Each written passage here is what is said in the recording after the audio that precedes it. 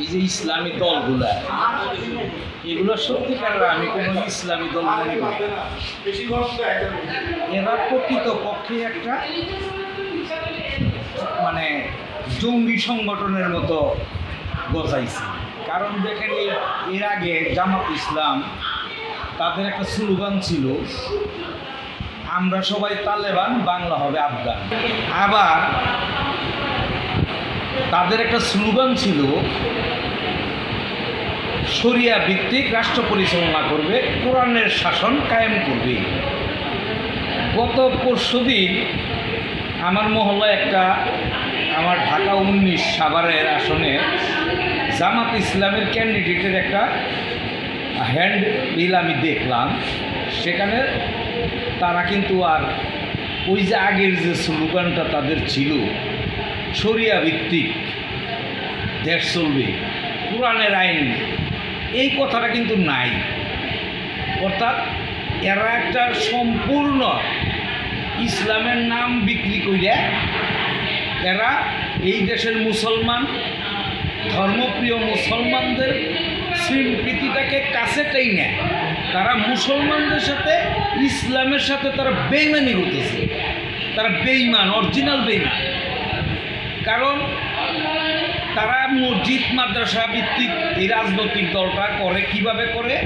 তারা যায় বলে, ভাই আপনি তো মুসলমান, আপনি তো আল্লাহ বিশ্বাস করেন, খোদা বিশ্বাস করেন, বেহেশত পরকাল ইহকাল বিশ্বাস করেন, তাহলে কেন আজকে এই অন্যায় হইবার লইছে, এইটা হইবার লইছে, ওইটা হইবার লইছে, ইত্যাদি ইত্যাদি হইতেছে, এইটা কেন আপনি সাপোর্ট দিবেন? কয় না, আমি সাপোর্ট দিই না। তো কয় তাহলে ভাই আসেন, আপনি আমাদের দলে আসেন। অর্থাৎ এই যে ইসলামটাকে বিক্রি করার যে ওদের একটা প্রচারণা, এইটা ইসলামের সাথে ওরা মুনাফিকি করতেছে। ঠিক তেমনি আগামী রাজনীতিতে ইদানিং আমি একটা জিনিস দেখতে পাচ্ছি যে ওরা একদিকে বলে পিয়ার, আর একদিকে ওরা মাঠে ভোট চায়। এইটার মধ্যে কারণটা কি? অর্থাৎ রাজনীতিতে কুটচাল বলতে একটা নীতি আছে, সেই কুটচালটা ওরা ব্যবহার করতেছে। অর্থাৎ সমস্ত দেশের মানুষকে এবং সমস্ত রাজনৈতিক দলের নেতৃবৃন্দকে পিয়ার নিয়ে আন্দোলন করার জন্য তাদেরকে পিয়ার নিয়ে মাথা গরম করে তার পিয়ার নিয়ে সর্বক্ষণ ব্যস্ততা রাখছে। আর ওরা মাঠে ভোট চাচ্ছে। অর্থাৎ কেউ জানি মাঠে ভোট না চাইতে পারে, ওরা ওদের কাজগুলো করতেছে। নির্বাচন দিলে সাথে সাথে ওদের কাজ শেষ, ওদের আর ভোটের মাঠে যেতে হবে না। তারা এগুলো একটা কৌশল, এটাকে কয় কূট কৌশল। এই কূট কৌশল নিয়েই এই ইসলামী দলগুলা চলে। ইতিপূর্বে আমরা দেখছি যে ইসলামী দলগুলা ইসলামের নামে যখন কথা বলে তখন মানুষ সবাই হাততালি দেয়। যখন নাকি ওয়াজ করে তখন সাধারণ মুসলিমরা কিন্তু ওয়াজটা শুনতে যায়। এদেশের অধিকাংশ মানুষই ইসলাম এবং কোরআন সম্বন্ধে অনভিজ্ঞ, আরবি সম্বন্ধে অনভিজ্ঞ। এখন ভালো একটা মাওলানার নাম শুনলে তখন তারা যায়, কিন্তু আসলে তারা কিন্তু ইসলামের নাম কয় ঠিকই, কিন্তু মূলত তারা তাদের পার্টিটাকে সংগঠিত করে।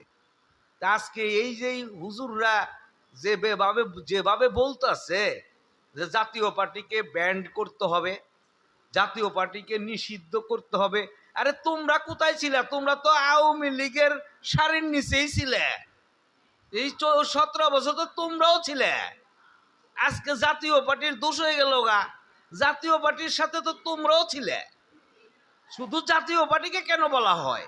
এইটার কারণ হলো এই ইসলামী দলগুলা মনে করতেছে, বিশেষ করে জাকসু এবং ডাকসু নির্বাচনের পরে ওদের মনের ভিতর এমন একটা ভাব এসে গেছে, মনে হয় যেন এই দেশের রাষ্ট্রীয় ক্ষমতায় ওরাই বসবে। আর এ থেকে এরা চিন্তা করে, যেহেতু জাতীয় পার্টি একটা ইসলামী মূল্যবোধে বিশ্বাসী একটা রাজনৈতিক দল, ইসলামের প্রতি হোসেন মোহাম্মদ এরশাদের যে কর্মকাণ্ড বিগত দিনে ক্ষমতায় থাকতে, আজকে যদি বলি শুক্রবার সাপ্তাহিক ছুটি কে করছে? হোসেন মোহাম্মদ এরশাদ করছে। মসজিদ মাদ্রাসার গ্যাস বিল, কারেন্ট বিল মওকুফ কে করছে? হোসেন মোহাম্মদ এরশাদ করছে। ওই জাতিসংঘে সৈন্য প্রেরণ করছে কে করছে? হুসেইন মোহাম্মদ এরশাদ করছে। সার্কের প্রথম চেয়ারম্যান কে হয়েছে? হুসেইন মোহাম্মদ এরশাদ।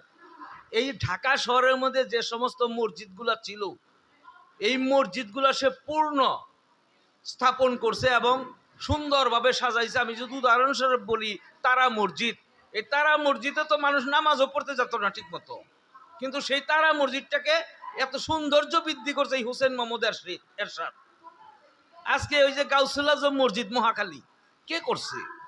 অর্থাৎ ইসলামের জন্য যদি কিছু করে থাকে সেটা হুসেইন মোহাম্মদ এরশাদ করছে। টিভিতে রেডিওতে আজানের ব্যবস্থা করছে কে? আজকে ইসলাম ইসলাম করে তোমরা দোয়া তুলো। হেফাজতের মামুনুল ইসলাম একদিন দেখলাম ফেসবুকে, সে বলতেছে এরশাদই একমাত্র ব্যক্তি যিনি নাকি বাংলাদেশের মুসলমানদের জন্য কান্ডারি। আর সেই মামুনুল হক নাকি আজকে বলে আবার ফেসবুকে দেখলাম জাতীয় পার্টির নিষিদ্ধ। অর্থাৎ এগুলো স্বার্থের রাজনীতি, ভাউতাবাজির রাজনীতি। এগুলো যার যার স্বার্থের জন্য কখন কাকে কি করতে হবে সেটাই করে। এরা অরিজিনাল কোনো রাজনীতিবিদ না।